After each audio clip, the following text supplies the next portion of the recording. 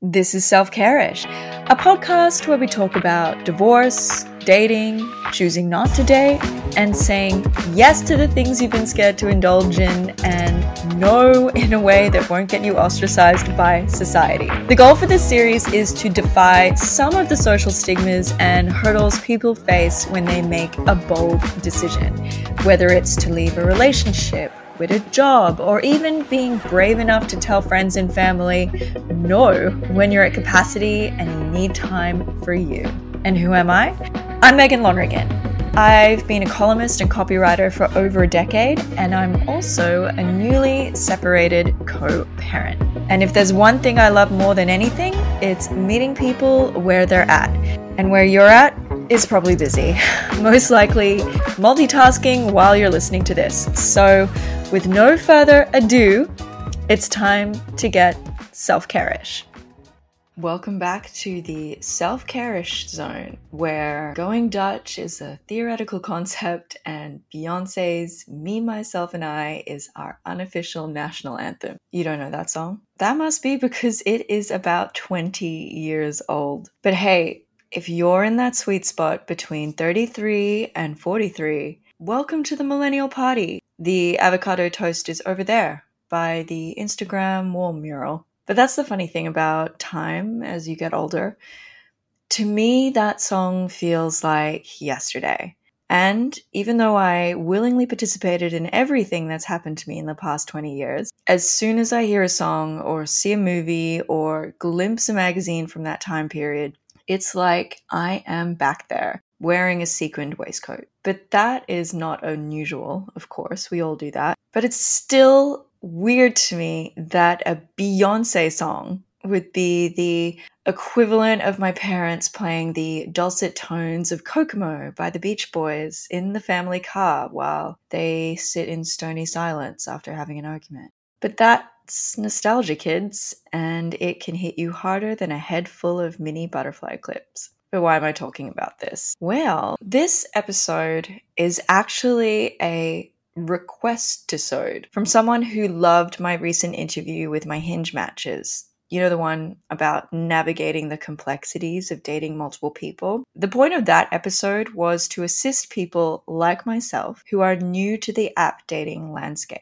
It was for those wondering what the rules are today, since all we had back in the day was monthly issues of Cosmopolitan magazine. New content. Monthly. In today's multi-fractured media hellscape, that just seems so positively quaint to me. But as you and I both know, during their time, these magazines ruled the landscape and our attention spans with more grip than a pair of low-rise jeans.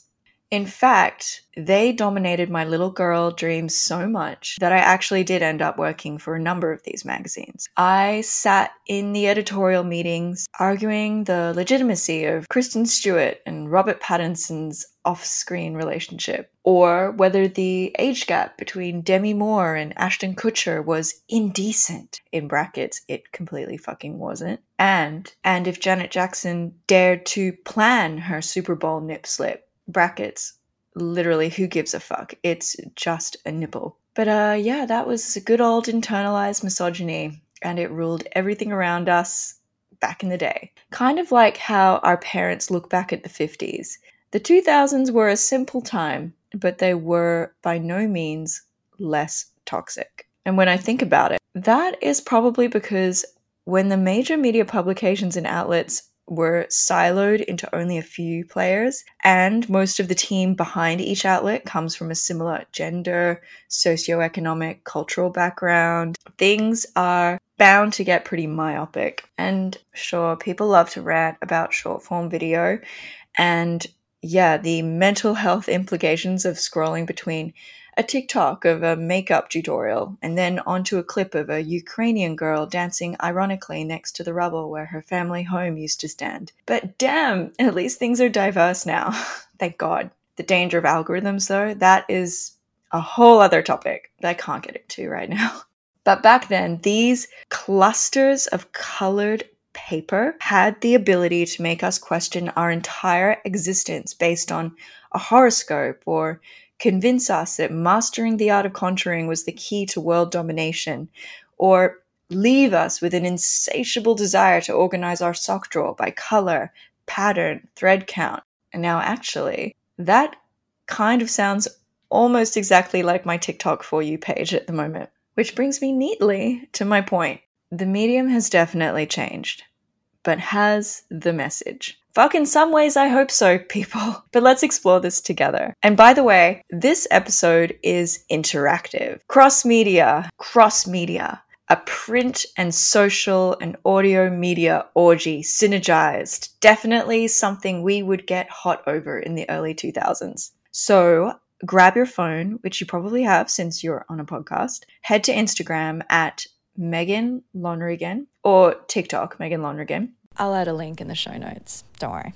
And find the post with the Cosmopolitan magazine with Kate Hudson on the cover. And let's see how much has truly changed over the years together. I'll organize things into slides so we can go down this awkward road trip in a cohesive kind of way. But let's do this. Oh, and just to flag, this is just meant to be a trip down memory lane. It is never a good look to trash women's interests. Girl stuff, we drive the economy. I mean, there are actual malls in Dubai only dedicated to women and children because they noticed that men just weren't shopping, so they didn't even bother catering to them. So we are powerful. But anyway, you know what is a good look? Being interested in culture and how things have evolved. Okay, let's go.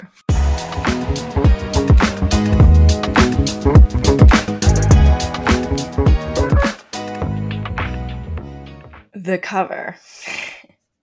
Some of you might just be listening, so picture this. It's September 2005, almost exactly 4 years after 9/11. We're still healing, pretending the war in Iraq exists for legitimate reasons, and Kate Hudson is our free-spirited poster girl, doing her thing while dragging her 1-year-old on tour with her rock star hubby. And in the midst of it all, we're left wondering if hooking up is the new casual sex. The early 2000s. This is when magazines were like the viral TikToks we have today, except without all the cringe dances, but definitely with a lot of cringe headlines. But these covers were a masterclass in catching your attention.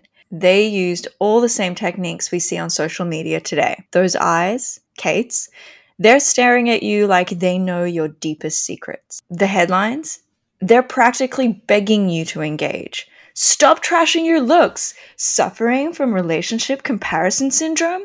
Discover jeans that'll give your bum the perfect lift.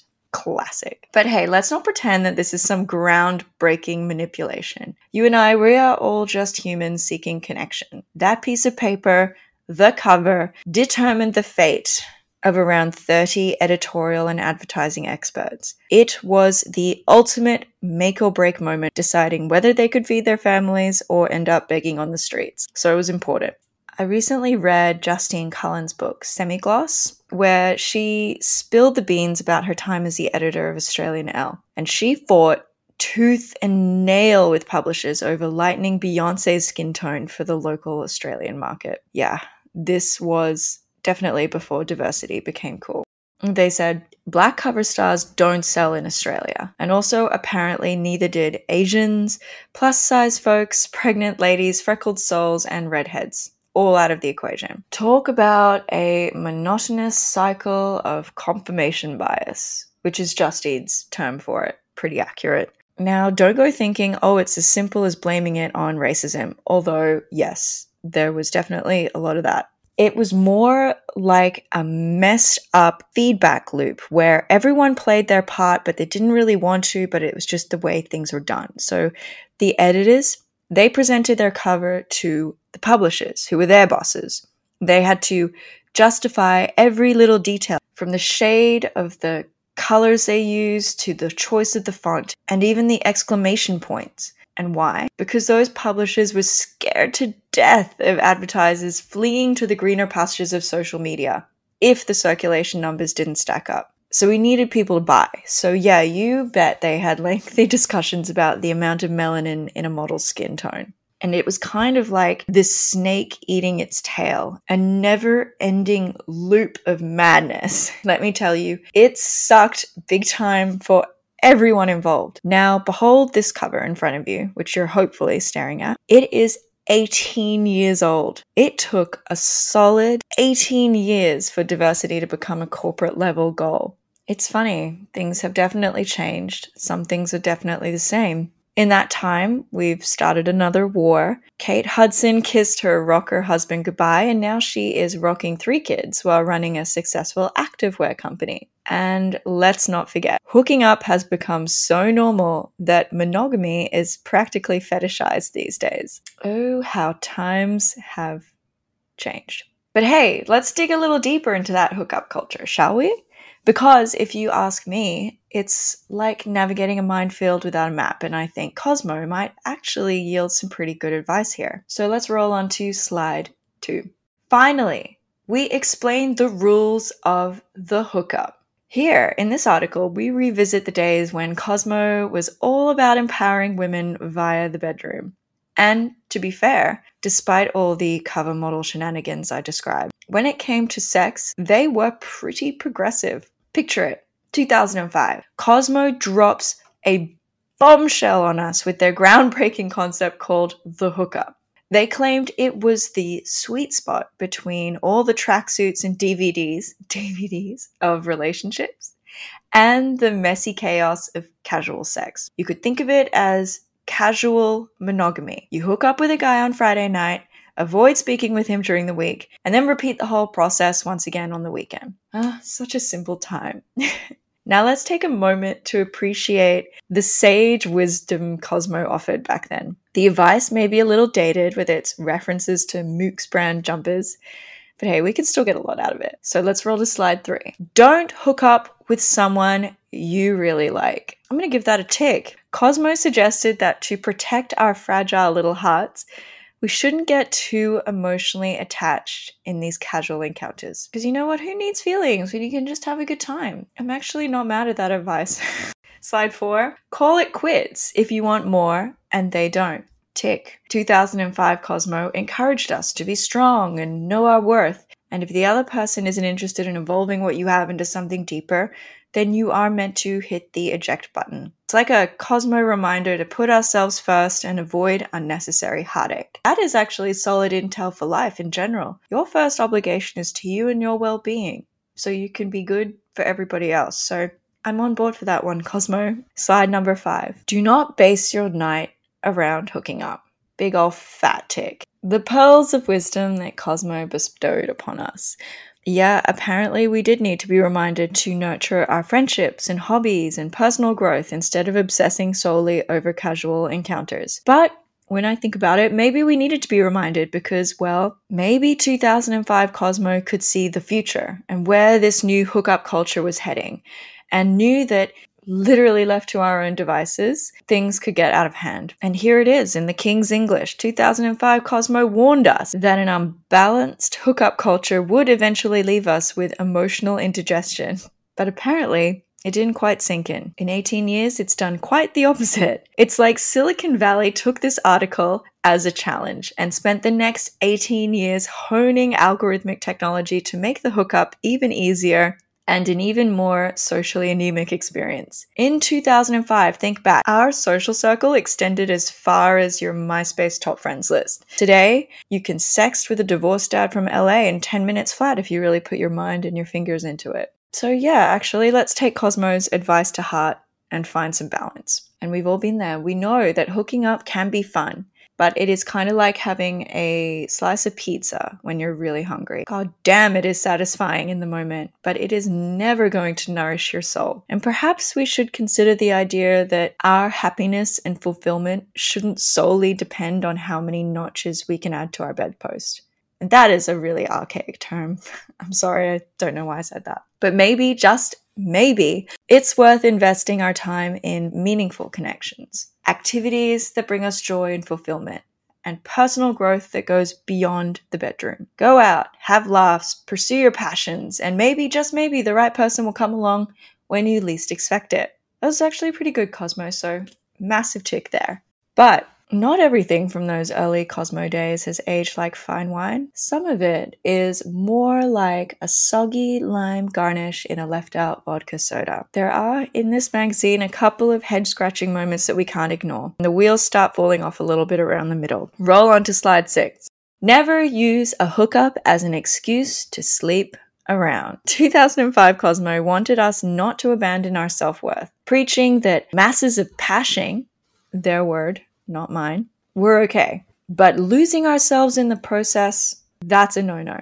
Well, thank you, Cosmo, for clarifying that crucial point. Because let's face it, folks, we wouldn't want our kissing skills to run amok and accidentally hurl our self-worth out the window during a steamy encounter. Can you imagine? Oops, sorry, self-worth. I didn't mean to throw you into the abyss of my pleasure. My bad. But, we can overlook that one. Slide 7. This is another doozy. Play it like a man or not at all. According to 2005 Cosmo's oh-so-enlightened dating advice, hookups were just these fleeting physical encounters. And heaven forbid a woman should catch feelings. No, that would be too much for our delicate souls to handle. Thank you, Cosmo, for gracing us with your wisdom here. But here we are, you and I, we're in 2023, folks, and guess what? We are evolved. We've transcended these ridiculous gender stereotypes, and we've realized that human connections are so much more than just physical encounters. We've come to understand that embracing our individuality and authenticity is where it's truly at. So long, that outdated dating advice, and hello, self-expression. Today, we're tossing out all the rules out the window, and we are embracing a new mantra, guys. Forget play it like a man or not at all. We say play it like yourself or not at all. And I am grateful that these days it's not men or women feelings. We're just humans. We all have feelings. So go ahead and catch them if you want to. Wear them proudly like a badge of honor and let them flap there in the wind. Hell, you can even start a podcast and release them like an emotional fireworks display. I promise you, it is incredibly cathartic.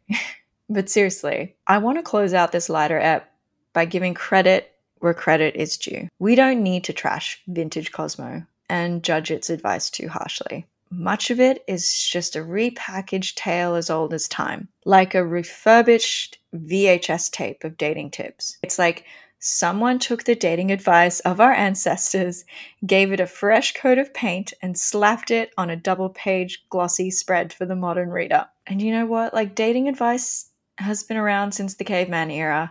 Back then, it was probably something like, don't abandon your self-worth by chasing too many woolly mammoths. Focus on finding a mate who won't leave you hanging when a saber-toothed tiger attacks you. It's the same old story, just different props, different costumes. And if you're single and on TikTok, which I know you are, even if you won't admit it, you know damn well that in a few swipes, you're going to have two dudes in a car speaking into an iPhone revealing the 4 signs you're getting catfished. Watch to the end for a bonus tip. Same shit, different time. God help us all. And that's that. This is just a really fun short episode, kind of a palate cleanser, because I don't know about you, but the emotional affair episode, the one before this, left me reeling for a while. In fact, off the back of that interview with Blake and Ryan, I did a lot of soul searching on my own relationship with technology and the behaviors that I do to self-soothe when life feels chaotic. I'll talk about that all in another time, but just know that it's been a crazy week. This week I needed to just recalibrate and appreciate life, and we did that by just seeing how far we've come. It's been nice just to riff with you on nostalgia and media for a moment. And if you want to have a smile, I recommend sticking on the Instagram carousel that goes with this episode for a seriously what the fuck look at high fashion from 2005. Expect lots of harem pants and, yes, glitter waistcoats. And as always, if you want to have your say on anything we've discussed here, leave a voicemail at selfcare-ish.com.au. And thanks for tuning in. I'll see you next week.